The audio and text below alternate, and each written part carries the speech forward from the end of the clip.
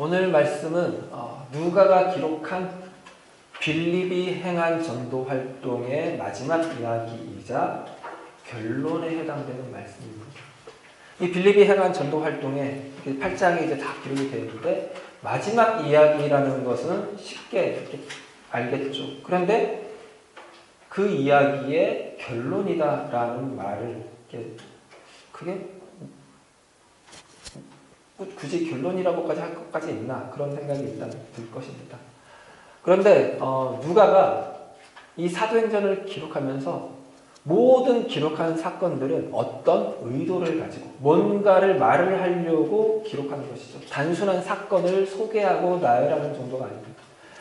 그러니까 누가가 이 빌립의 이야기들을 8장에 한 군데 모아서 이렇게 기록한 것은 이 이야기를 통해서 뭔가를 보여주려고 하는 것이죠. 그런데 그 뭔가를 보여주려고 하는 걸 오늘 본문 이야기를 통해서 마무리를 한다는 것입니다. 그러니까 빌립이 행한 전도 활동의 종합, 결론이라고 해요.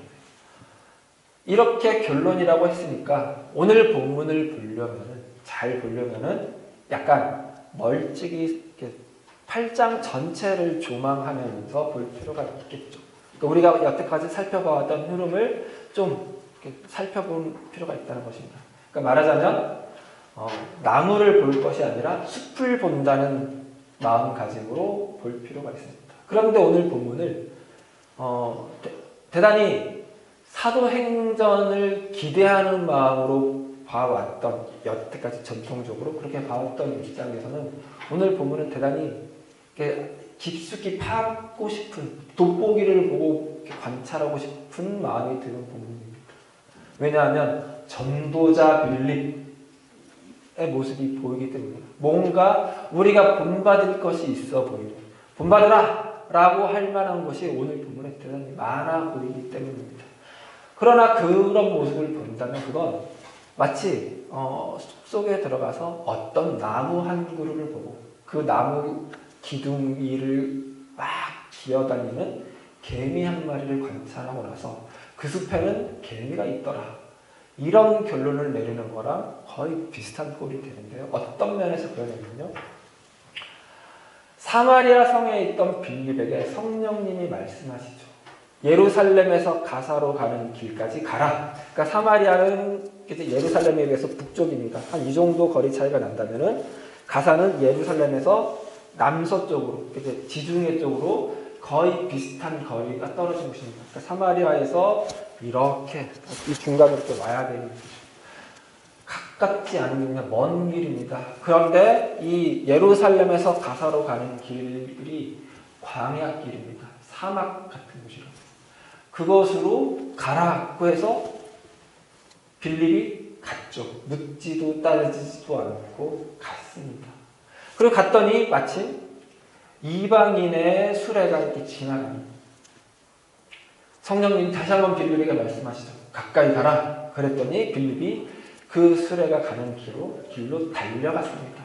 그래서 그 수레를 타고 있는 사람이 성경을 읽는 것을 알게 되었고, 그래서 그 성경을 읽는 것을 네가 지금 읽고 있는 것을 이렇게 이해하고 있느냐 깨닫느냐고 말을 해서 깨닫게 해달라. 그래서 같이 타고 가면서 전도할 기회를 얻었다. 그러니까 성령님의 말씀에 순종했기 때문에 그런 기회를 얻었는데 마침 그 사람이 에티오피아의 간닥의 여왕의 모든 국보를 맡은 지금으로 치면 재무장관쯤 되는 대단히 큰 권세를 가진 자입니다. 이런 사람이 복음화가 되면 에티오피아가 복음화가 되는 건 시간 문제일 것이다. 이런 기대를 담아서 이 모든 것이 가능한 것은 빌립이 성령님의 말씀에 순종했기 때문이다. 우리도 순종해야 된다. 거기서 한 번 더 나가서 애초에 빌립이 이 성령님의 음성을 듣지 않았냐? 얼마나 성령에 대해서 민감한 사람이냐? 얼마나 경건하고 거룩했으면 그렇게 민감하게 성령의 음성을 분별해서 듣고 이렇게 했겠느냐? 우리도 그렇게 해야 된다. 이런 식이죠. 거기서 또 더 나가서 빌립이 얼마나 전도적으로 탁월한 사람이냐?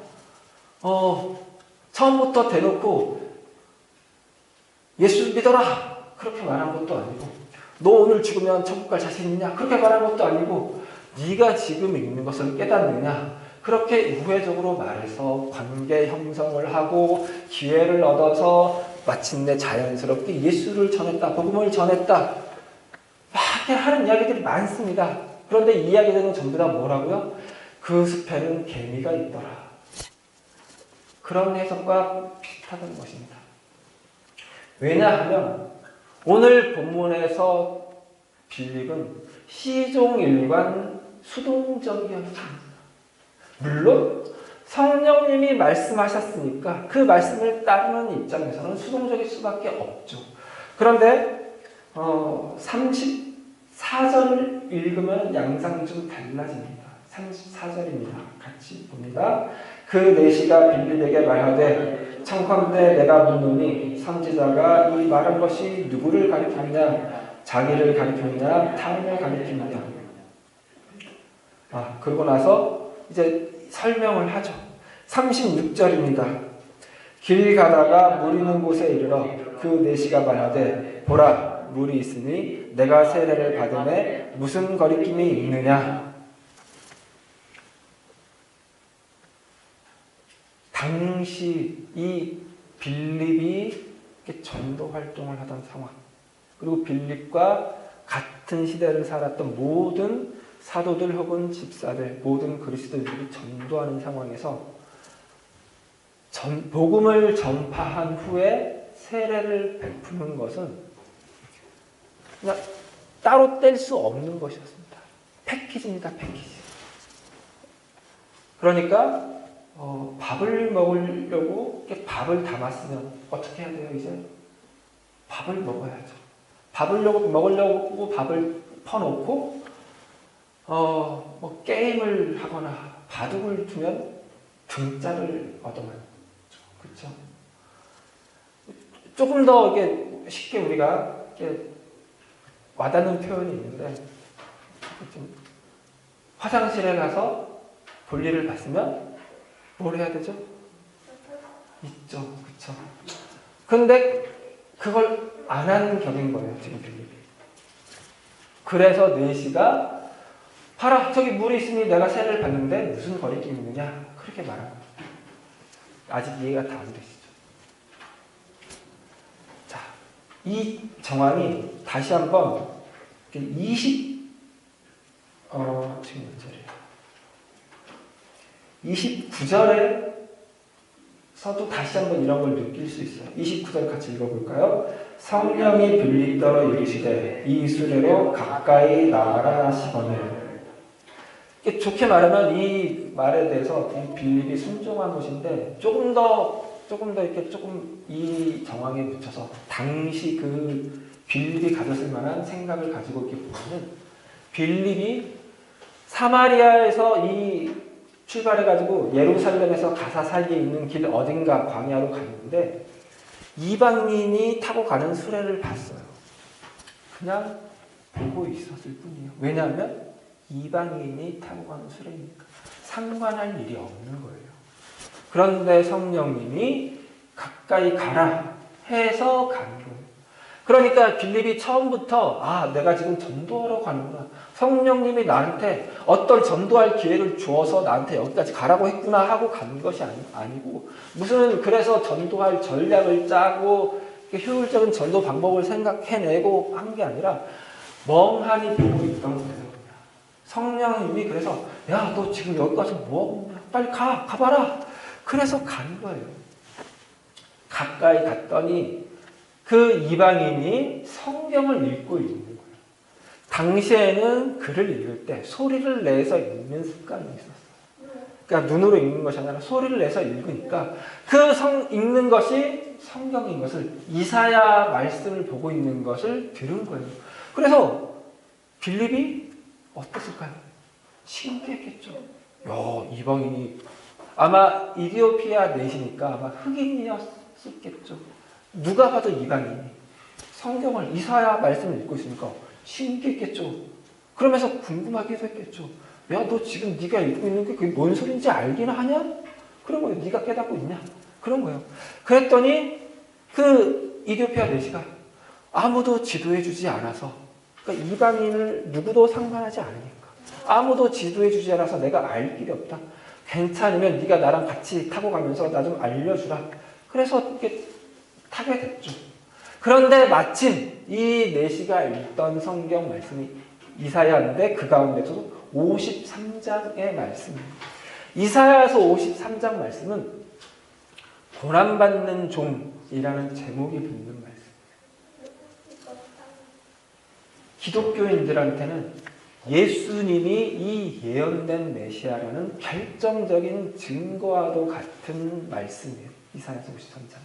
그런데 당시 유대인들한테, 특히 지식 있는 유대인들한테는 이 말씀은 대단히 논란이 되는 말씀이에요. 왜냐하면 이 말씀에서 고난받는 종, 이 종이 도대체 누구를 말하는지 특정할 수가 없기 때문에, 누구를 가리키는지 도무지 알 수가 없기 때문이에요.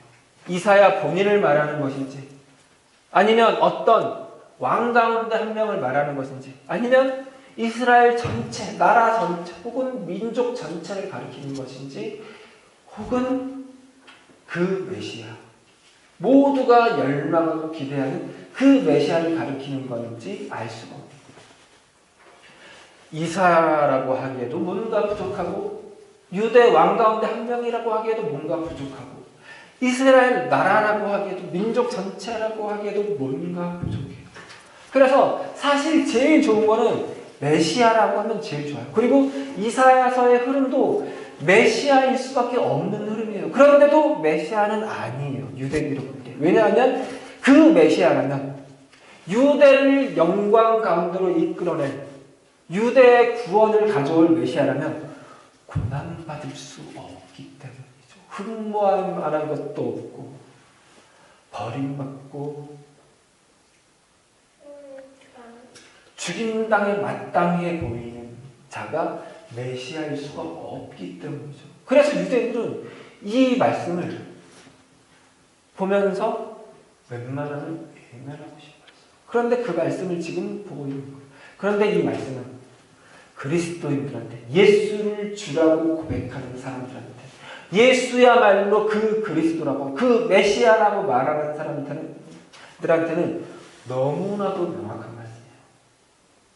이 이사야 53장에 이 말하는 고난받는 종은 예수거든요. 예수라고 말하면 너무 쉬운 말씀이라고요.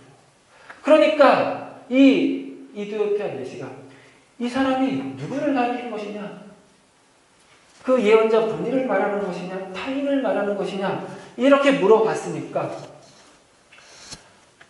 빌립으로서는 어쩔 수 없이, 요즘 말로 빼박, 예수에 대해서 말할 수밖에 없는 거예요. 그럼에도 누가가 복음을 전파했다고 기록한 것은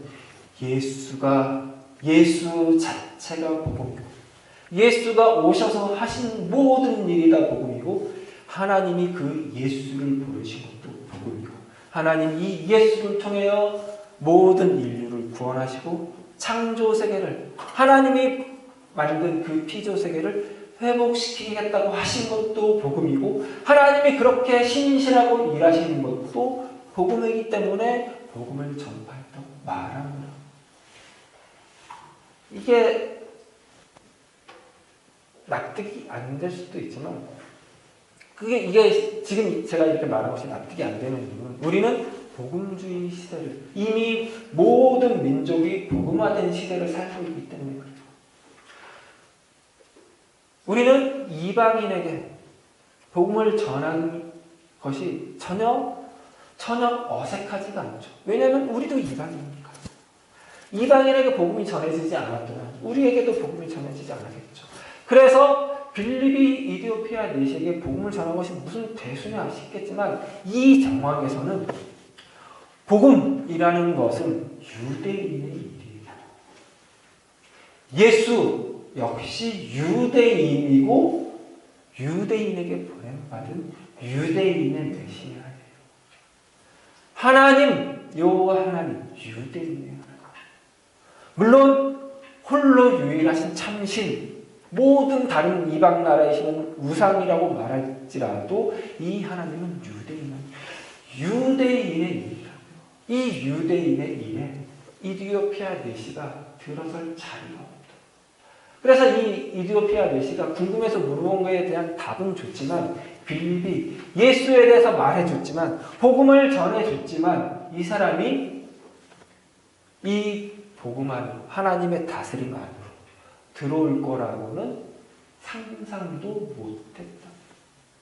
당연히 복음 전파하고 당연히 이어지는 세례까지 연결짓지를 않았다.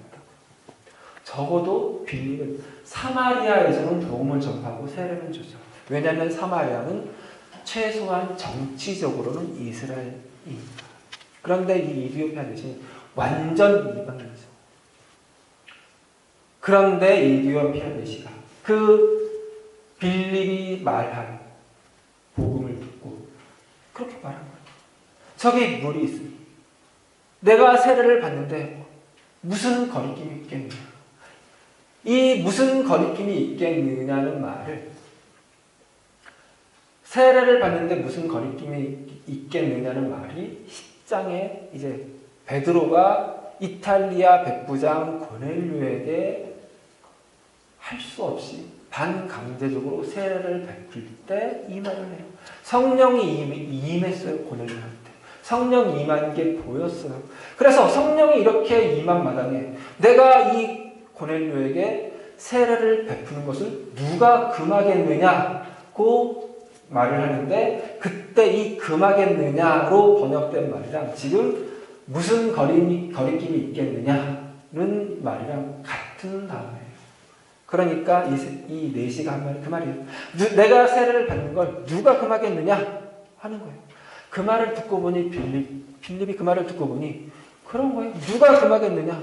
이 예수가 고난받는 종으로 오셔서 그렇게 구원을 주셨는데 이 고난받는 종을 메시아라고 그리스도로 보내신 하나님이 이 모든 일, 모든 피조세계를 회복하게 했다고 하시는데 누가 금하겠느냐. 그래서 수동적으로 세례를 주는 거라. 그러니까 여기서는 이 오늘 본문에서는 빌립이 순종했다, 민감했다, 효율적으로 복음을 전했다의 이야기가 아니라 이 빌립을 전혀 세례를 베푸는 데까지 연결하지 못했다. 이방인에게도 복음이 간다는 것을, 이방인에게도 그 하나님의 다스림이, 그 하나님이 다스림이 가져올 생명과 구원이 미칠 것이라는 걸 전혀 생각하지도 못했던 이 빌립을 통하여 일하신 하나님의 일하심을 봐야 된다는 것입니다. 이 하나님의 일하심을 본다면 그러면 다시 사마리아에게도 그렇게 복음이 들어가게 빌립의 비겁함, 빌립의 계산, 약삭빠름 이걸 쓰신 하나님의 일하심을 생각해낼 수가 있는 거죠.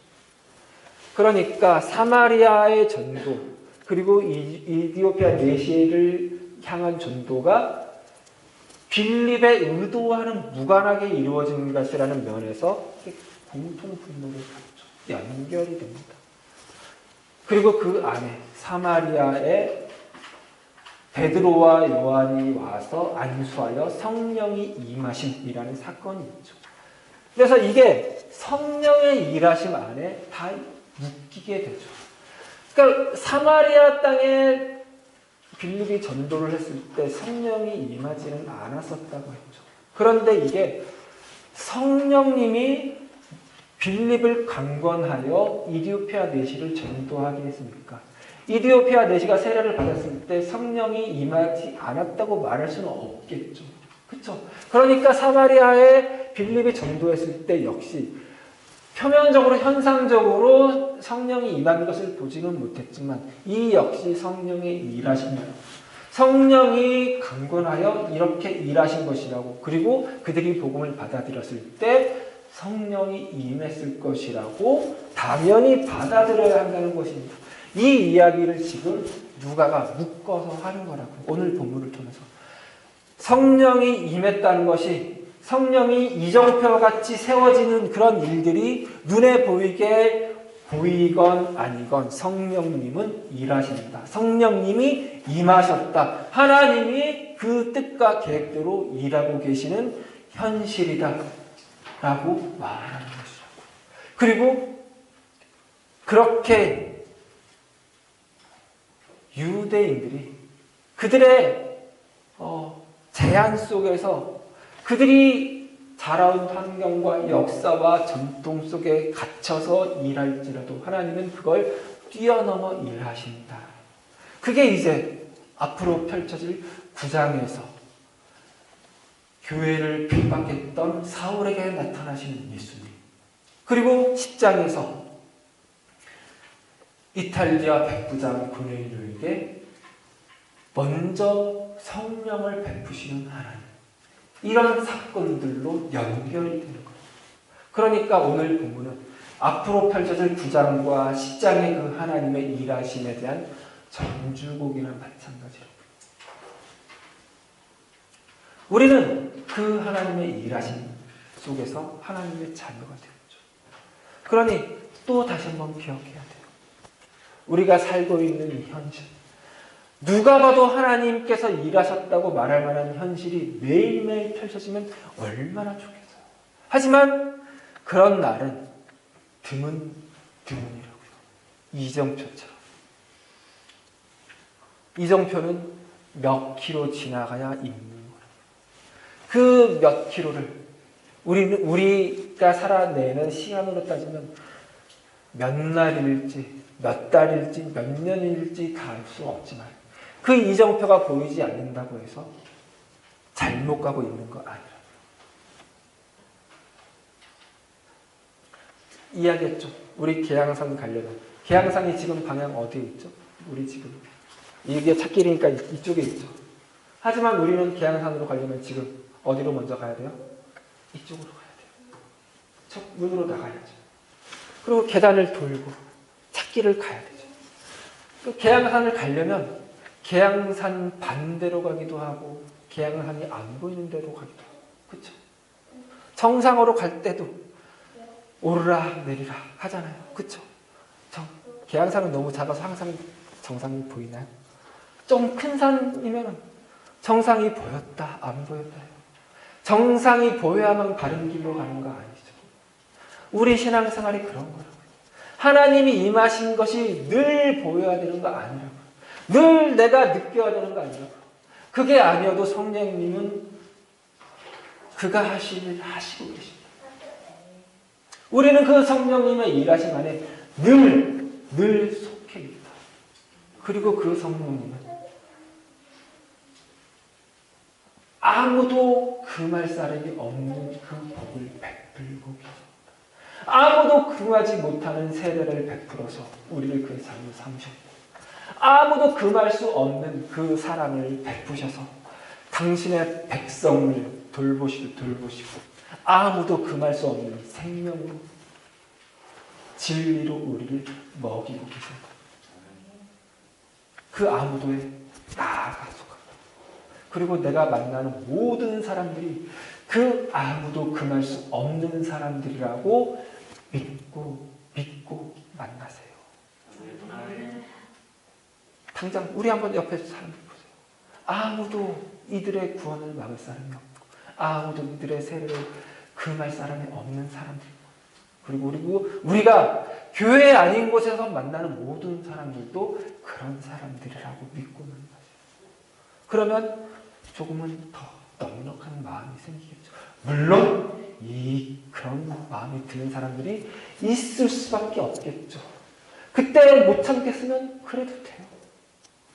하지만 그리고 나서 다시 마음을 고쳐먹었어요.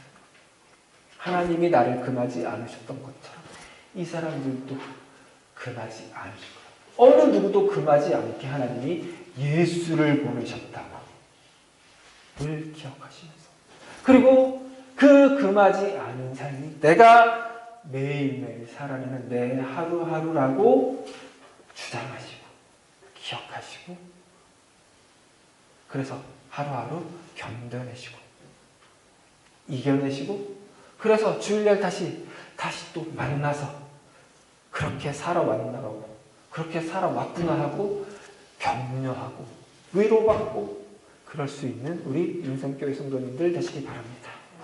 기도하시겠습니다. 하나님 감사합니다. 하나님 아무것도 아닌 것 같은 우리 일상이 하나님의 그 개입하심으로 하나님의 그 강권하심으로 하나님의 그 뜻을 이루심으로 채워져 있다는 것 다시 한번 배웁니다. 그러니 하나님 우리 하루하루가 얼마나 복되며 얼마나 신령하며 얼마나 성결하며 얼마나 거룩하며 얼마나 값어치 있는지 다시 한번 느낍니다. 하나님 그런 하루를 우리가 살아가고 있으니 감사하며 견뎌내며 살아가는 우리가 되게 도와주시옵소서. 우리는 늘 하나님의 임재 가운데 있는 삶을 사는 자들입니다. 그러니 하나님 우리는 늘 매 순간 우리가 살아가는 순간들은 우리가 살아가는 날들은 우리가 살아내는 인생은 예배입니다. 우리는 그래서 늘 예배자입니다. 이런 마음으로 살아가는 우리가 되길 도와주시옵소서. 우리는 예배자이니 우리가 모든 만나는 다른 사람들도 예배자일 수 있습니다. 그들에게 웃어줄 수 있고 용납해 줄 수 있고 배려해 줄 수 있고 사랑을 베풀 수 있는 우리가 되게 도와주시옵소서. 감사드리며 예수님 이름으로 기도드렸습니다. 아멘.